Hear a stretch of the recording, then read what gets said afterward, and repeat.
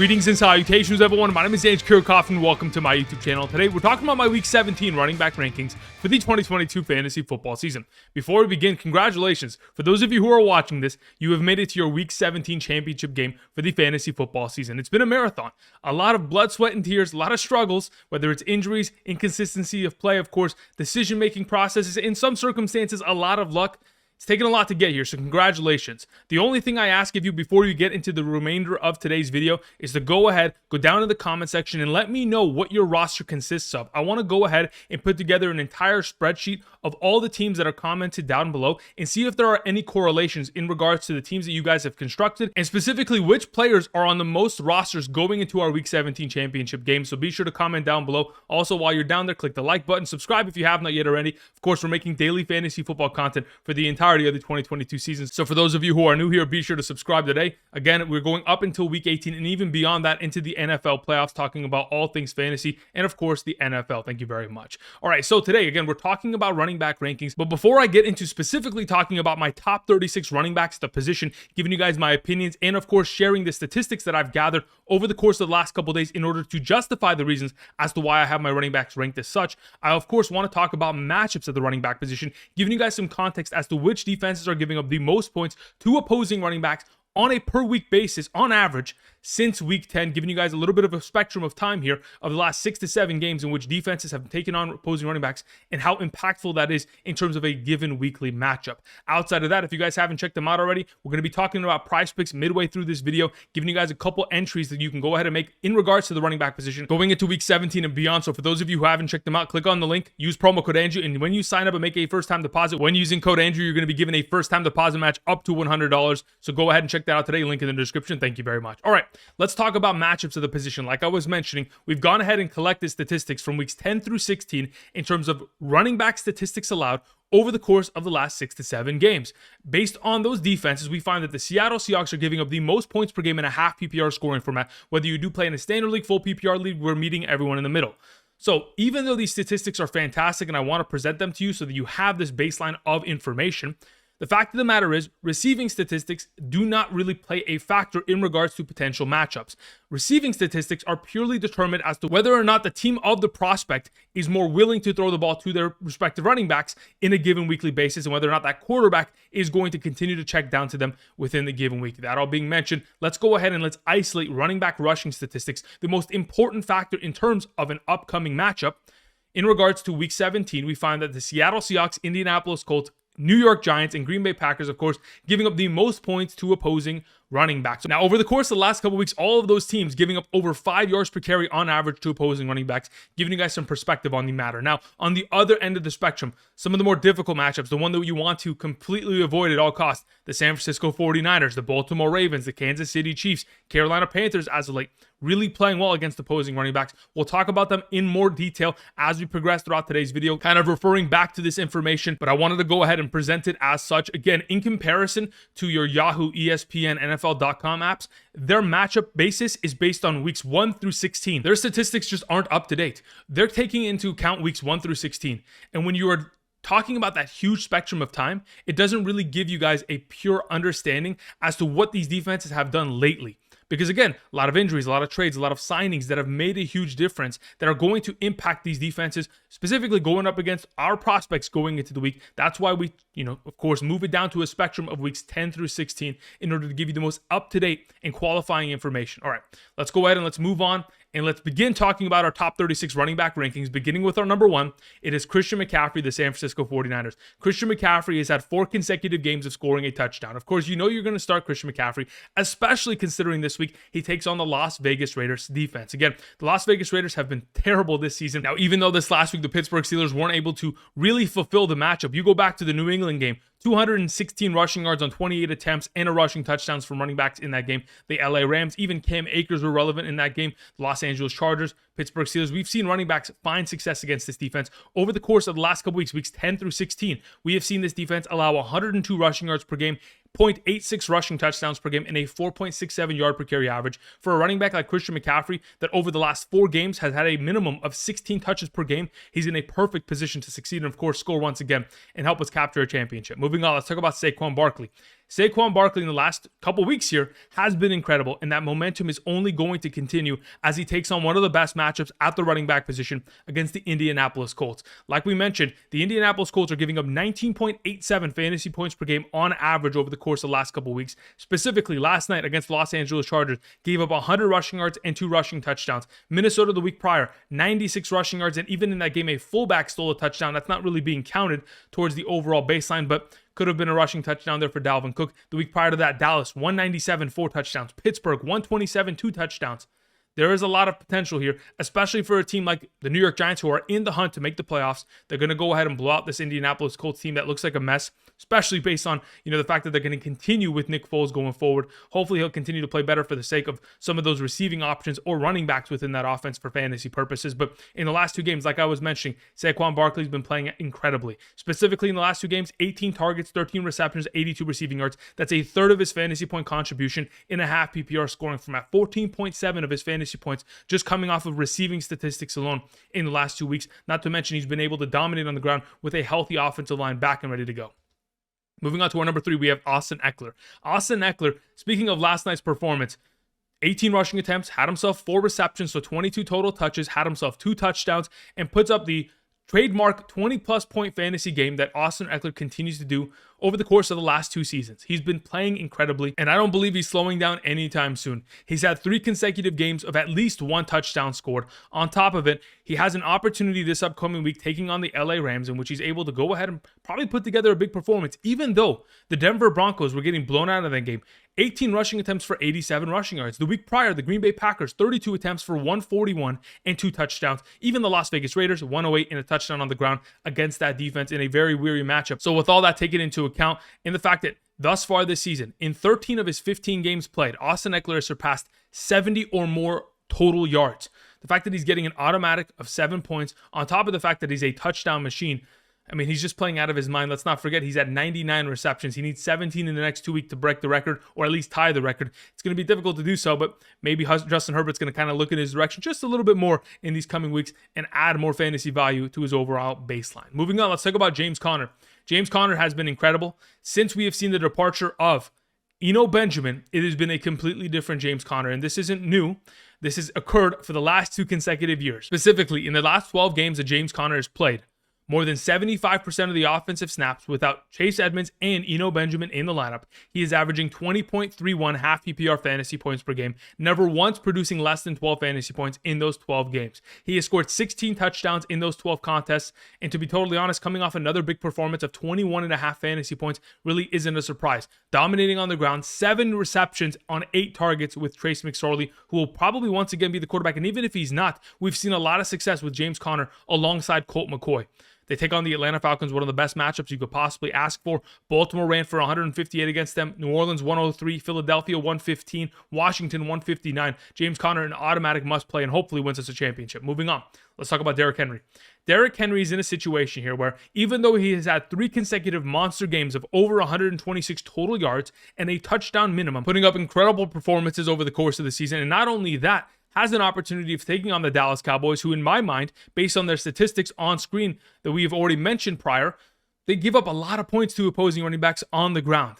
The yardage over the last couple weeks, Philadelphia 82, Jacksonville 119, Indianapolis 106. There have been great games up against this defense as of late, and I think Derrick Henry could absolutely take advantage of it. The only question is Derrick Henry going to play? The reason why I say it is because it's a short week going into Thursday, and all the rumors around the National Football League is that there's a potential that the Tennessee Titans and Jacksonville Jaguars are not going to start their starting players, and they're not going to have them run this week because the ultimate determining factor as to whether or not the Tennessee Titans make the playoffs is whether they can beat the Jacksonville Jaguars in Week 18. And vice versa, the same conversation could be had with Travis Etienne, and we'll talk about him in just a moment. But with that being the case, and there being a potential for that, we got to be careful. Hopefully, Derrick Henry will be active for our teams. Now, just a reminder, for those of you who don't remember, going back to 2019, in Week 16 of the 2019 season, Derrick Henry was benched against the New Orleans Saints, primarily because they knew that they didn't need to win that week. They needed to win the following week up against the Houston Texans. So they benched him in Week 16, hurt many of our fantasy teams, then played him the following week against the Houston Texans, in which he went off. Either way, they've done it in the past. Do not be surprised if Derrick Henry is inactive on Thursday night, but hopefully he's ready to go. Moving on, let's talk about Dalvin Cook, our number 6.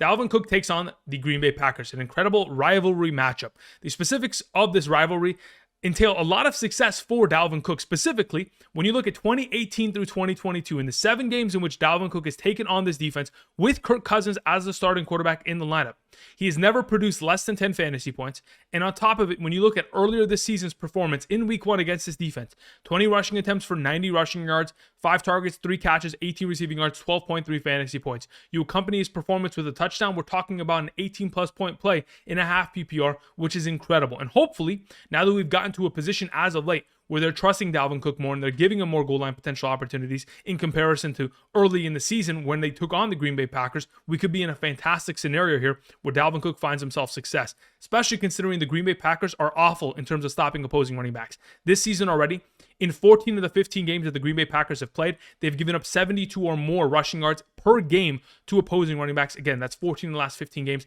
And in 9 of the last 15 games have given up 100 or more rushing yards to opposing running backs. Since week 10, the Green Bay Packers are giving up 5.04 yards per carry on average and 1.17 rushing touchdowns per game to opposing running backs. Fantastic upside for Dalvin Cook this week. Moving on, let's talk about Travis Etienne. Like I was mentioning in regards to Derrick Henry, there is a potential in which Travis Etienne could sit, because the determining factor as to who wins the AFC South is going to be determined primarily in Week 18 between the Jaguars and Tennessee Titans matchup.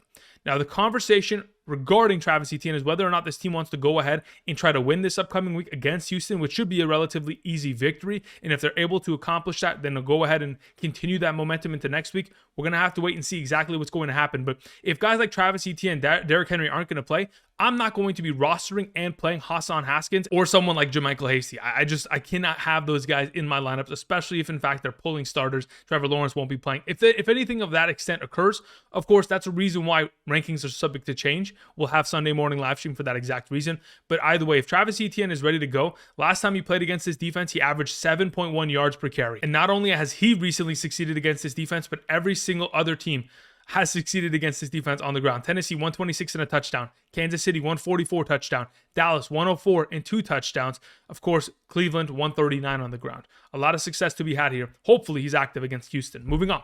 Let's talk about the Joe Mixon matchup this week, taking on the Buffalo Bills. A Monday night matchup, which in my mind is a precursor potentially to the AFC Championship game.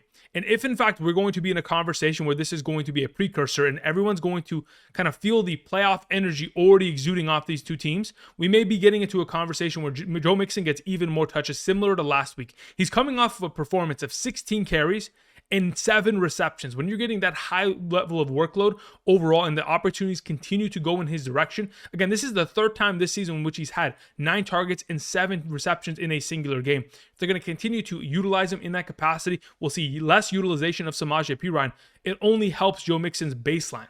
But like I was mentioning, Joe Mixon and the playoffs, they mix pretty well.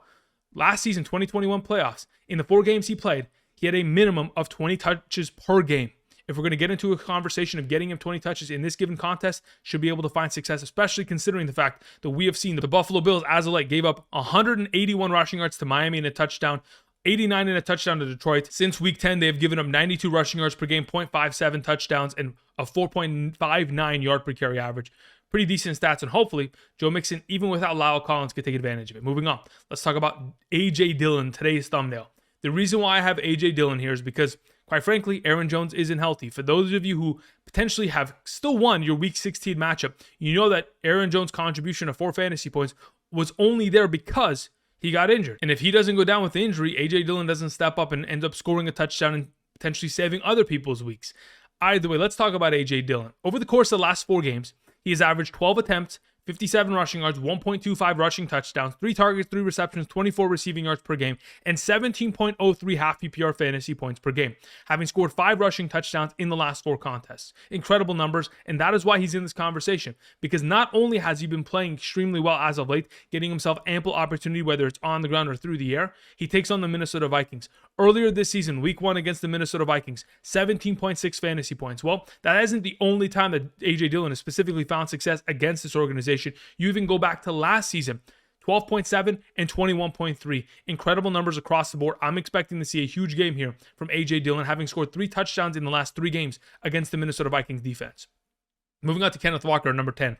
Kenneth Walker's coming off of a week in which, even though they were at one point down 24-3, he still had his highest rushing attempt total of the season, 26, tied with a prior week earlier this season, but 26 rushing attempts in a losing effort is pretty ridiculous to conceive. And the fact of the matter is, without Tyler Lockett there, this looked like a shell of an offense. But going into this upcoming weekend's matchup, even when you get Tyler Lockett potentially back and DK Metcalf is still a stud, you're taking on the New York Jets secondary. That is not an easy task. I'm expecting this team to run the ball even more in this given week. We're going to be in a conversation where hopefully Kenneth Walker can have his fourth 100-yard plus rushing game. Takes on the New York Jets, who most recently 98 yards to, of course, the Jacksonville Jaguars on the ground, 101 to Detroit, 102 touchdowns to Minnesota, 113 to Chicago. There have been a lot of experiences in which teams are having to run against the New York Jets, and quite frankly, with the defensive injuries that they have sustained, especially within the interior of the defensive line, I'm expecting to see, of course, Kenneth Walker find himself a lot of success this week. Moving on, let's talk about Nick Chubb. Nick Chubb is in a perfect scenario in which the coaching staff is purely overthinking everything. Like I mentioned last week, Kevin Stefanski is specifically overthinking the utilization of Nick Chubb, specifically down in the red zone, of course. The fact that Nick Chubb's coming off a week where he had 25 total touches, yet he still only had 10.7 half PPR fantasy points is ridiculous. He should certainly have 16 fantasy points per week average, minimum. I mean, earlier this season, the dude was averaging over 20 points per game. I don't know why we've kind of strayed away from that overall offensive approach. I understand the matchups are a little bit more difficult as of late, but shouldn't really kind of pull you away from his utilization, especially down in the red zone. Now, a couple stats that I pulled. From weeks 1 through 12, prior to the return of Deshaun Watson, we were seeing Nick Chubb average 3.09 red zone opportunities per game, while in the last 4 games, weeks 13 through 16, he is only averaging 1.5 red zone opportunities per game.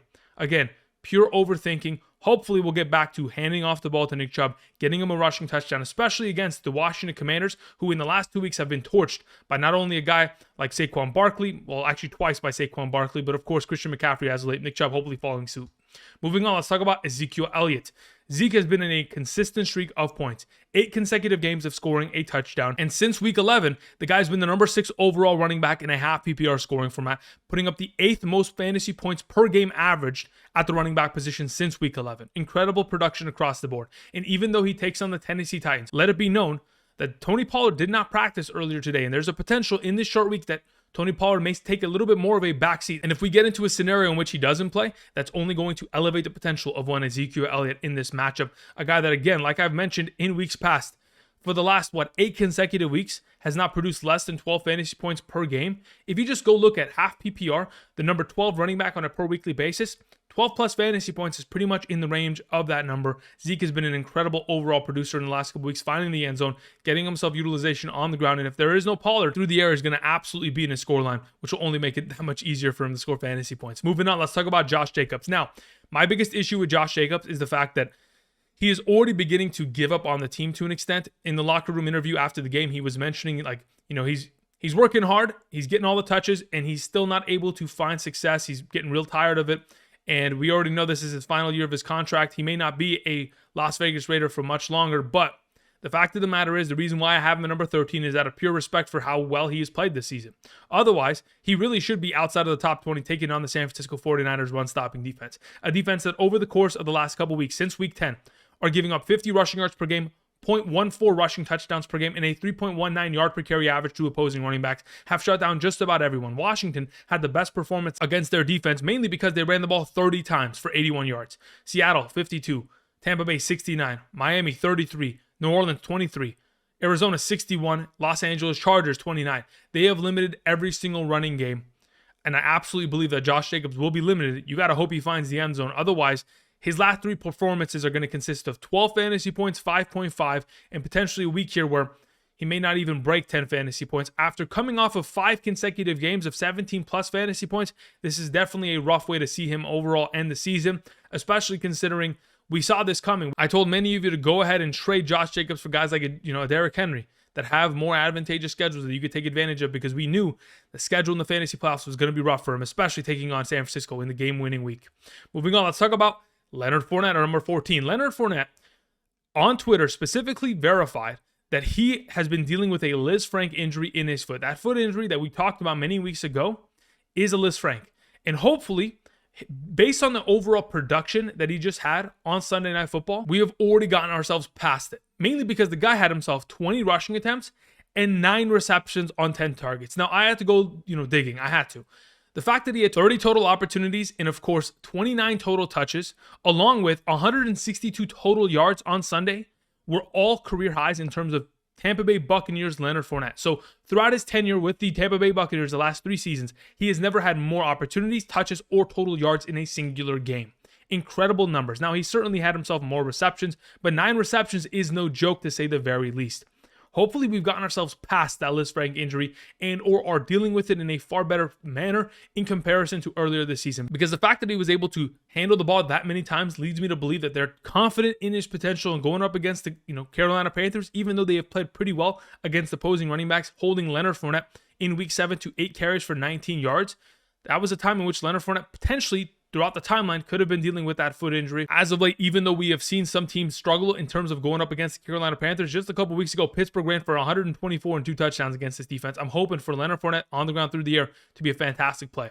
Moving on to Brian Robinson, at number 15. We are hearing information that potentially we have Antonio Gibson dealing with an ankle sprain. If that is going to be the case, and that is a severe one, he could potentially be out, leaving Brian Robinson to himself in this entire backfield, in which he'll be able to utilize the ground and receiving work, which will only unlock his overall potential, specifically going up against the Cleveland Browns defense. Again, like I've talked about in the past, Brian Robinson from weeks 10 through 16 has been dominating, averaging 19 rushing attempts per game, 90 total yards per game, 11.48 half PPR fantasy points per game. And quite frankly, he didn't even play the last 11 minutes of that San Francisco 49ers game. So quite honestly, he could have had even more of a higher average in terms of overall touches and all that kind of jazz.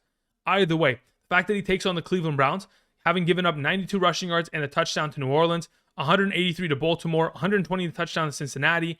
Again, since week 10, Cleveland's been giving up a 5.61 yard per carry average to opposing running backs. And when we talked about New Orleans' 92 rushing yards and a touchdown, that doesn't even include Taysom Hill's 56 yards and a rushing touchdown himself, which pretty much kind of served as running back in that game. Either way, Brian Robinson, a fantastic play, especially if Antonio Gibson's out. Now, going into this upcoming week, Rhamondre Stevenson's going to have a pretty big test at hand. Again, he takes on the Miami Dolphins, which are pretty good in terms of stopping the run over the course of this season. But the last time Rhamondre Stevenson had the privilege of taking on this defense was back in week 1.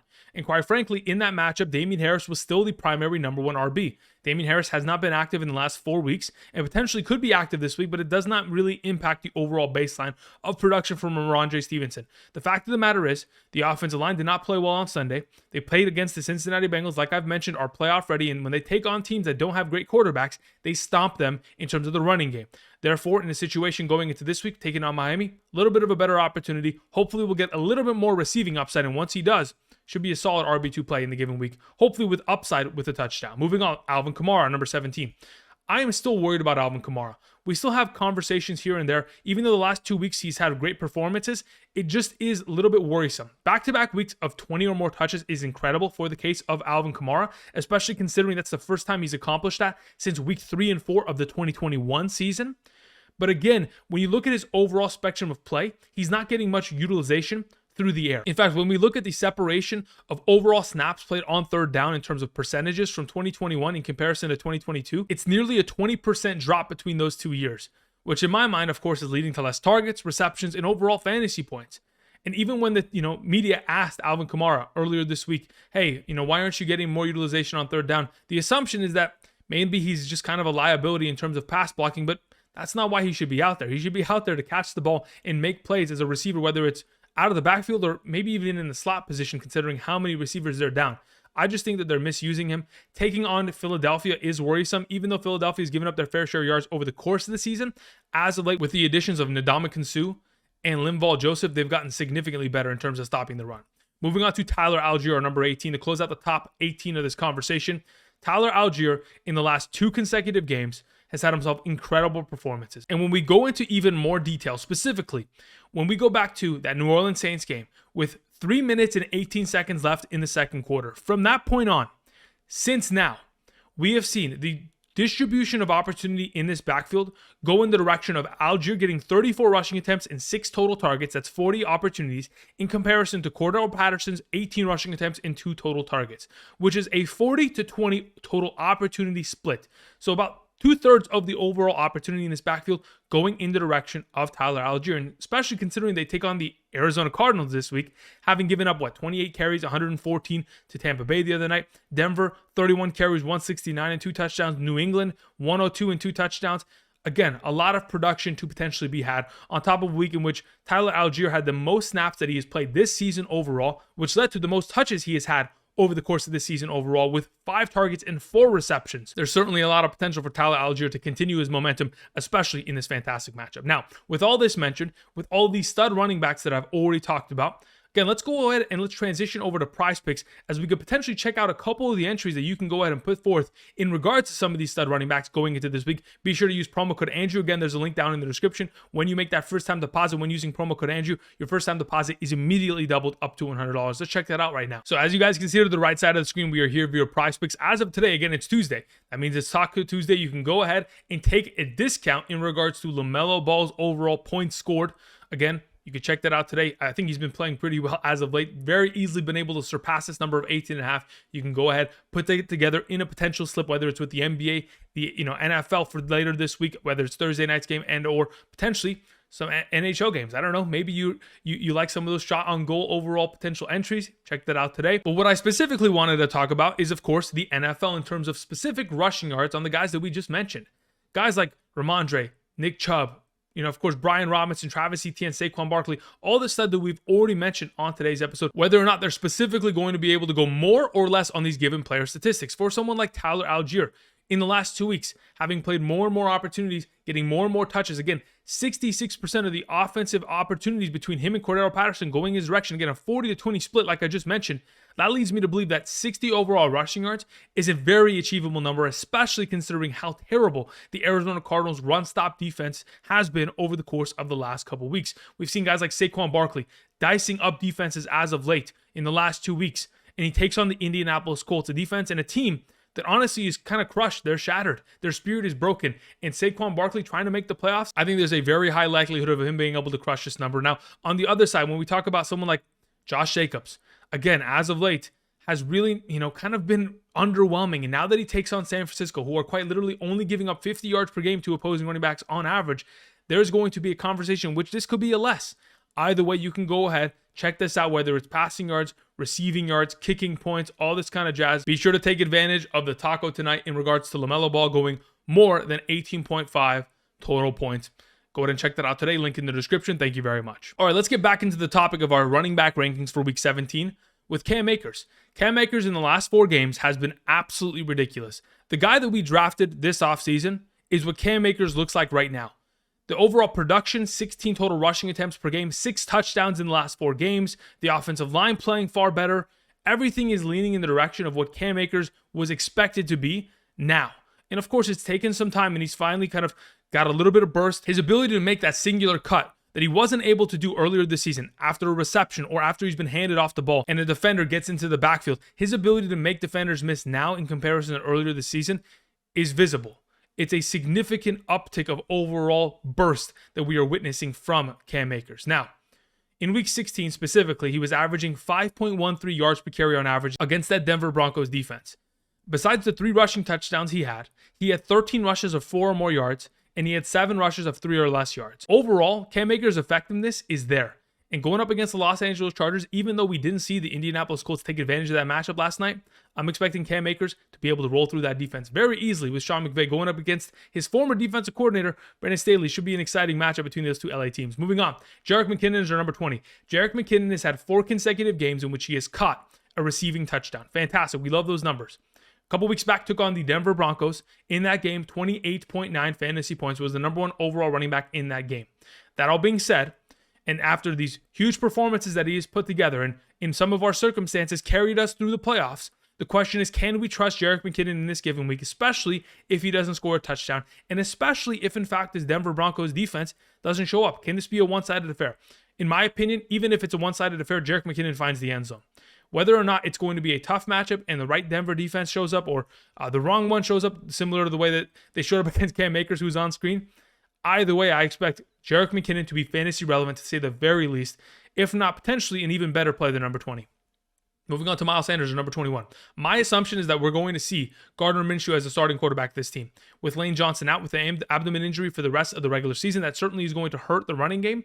But Miles Sanders has a pretty good history against the New Orleans Saints. In 2020 and in 2021, his last 2 performances against this defense. One of them, 115 rushing yards, 2 rushing touchdowns, 27.6 fantasy points. The other, 16 carries, 94 rushing yards, 7.4 total fantasy points. Didn't have any receiving work and fumbled the ball. But either way, has been able to torch this defense on the ground. Primarily because Jalen Hurts was in those games. And over the course of the last couple of years, the New Orleans Saints have not been great in terms of stopping opposing mobile quarterbacks. So if in fact we're not going to see an active Jalen Hurts in this given week, I'm not expecting that much of a potential upside game from Miles Sanders. I'm expecting something very similar.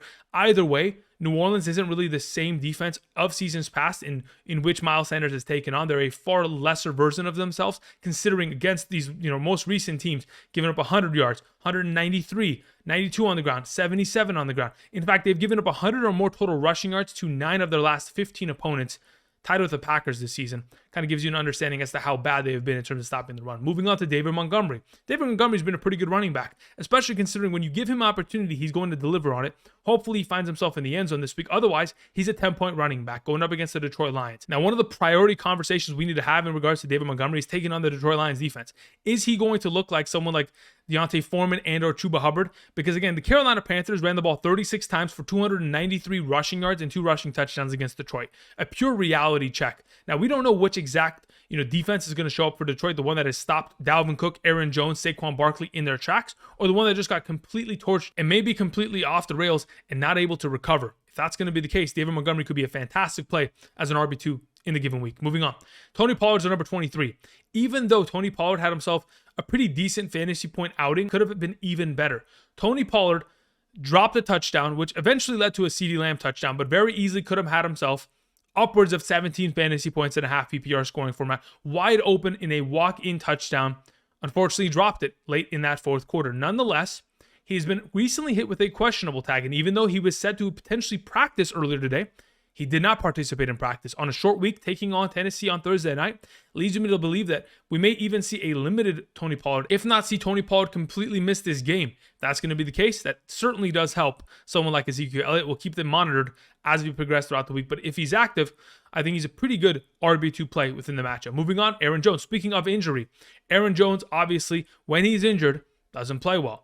In the last 6 games in which he's played healthy within this offense and hasn't left the game early and or been attributed with an injury that has slowed him down, the guy is still averaging 18.57 fantasy points per game when healthy.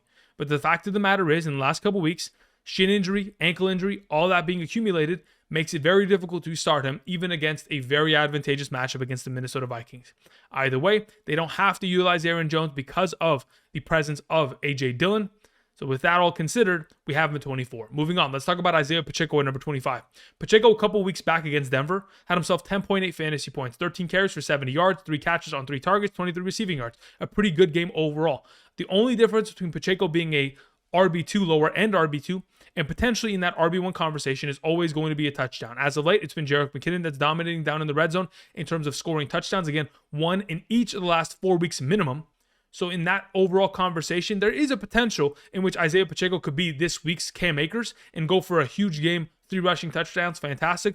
But considering the offense, Patrick Mahomes, the receiving threats, it's difficult to 100% guarantee an event like that occurring and helping as Isiah Pacheco be a fantasy league winner. Moving on, let's talk about Deontay Foreman at number 26. He is coming off of a week of an incredible performance against one of the better defenses over the course of the last 2 months. 165 rushing yards and a touchdown when I didn't even expect him to go over 8 fantasy points in that contest.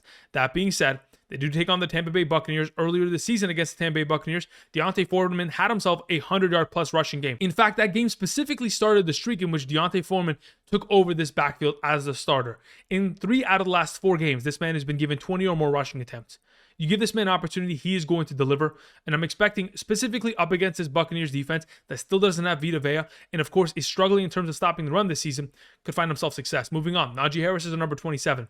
We're purely going to have to hope that Najee Harris gets himself a sizable amount of opportunity in terms of the receiving game and or finds the end zone. Otherwise, we may not see a great performance. This is why I specifically say it. He's coming off of a performance against the Las Vegas Raiders, which quite frankly should have been an easy one, in which he had 6 receptions, 42 receiving yards, which saved his week on 9 targets. Now, if those opportunities didn't exist, we'd be in a far more difficult position with him, especially considering he takes on the Baltimore Ravens this week.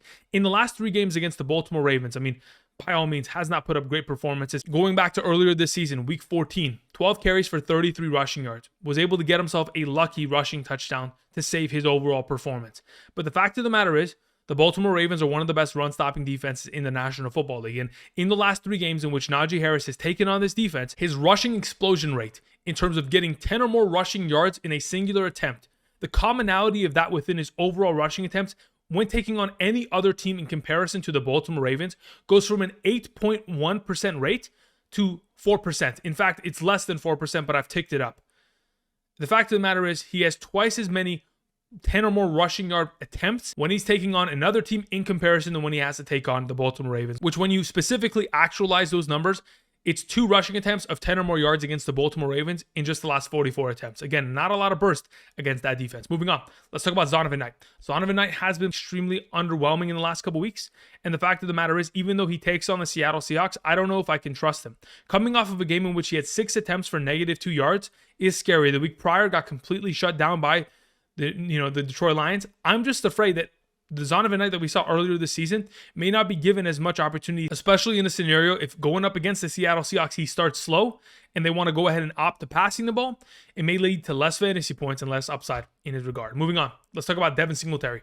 Devin Singletary is in a position this week that a lot of running backs have been in and have succeeded in. But the primary issue with Devin Singletary has never really been matchups. It's been the backups in his backfield, Nyheim Hines, James Cook, that are continuing to steal value from him.